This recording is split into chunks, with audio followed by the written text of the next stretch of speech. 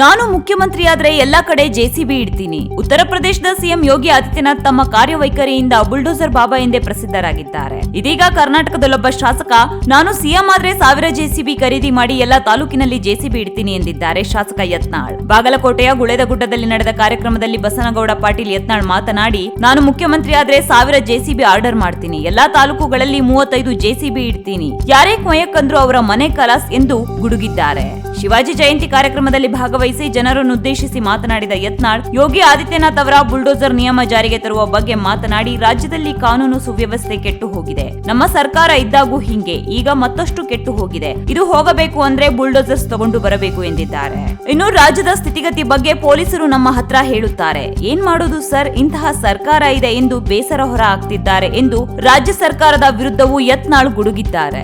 ಇದು 1 minute politics.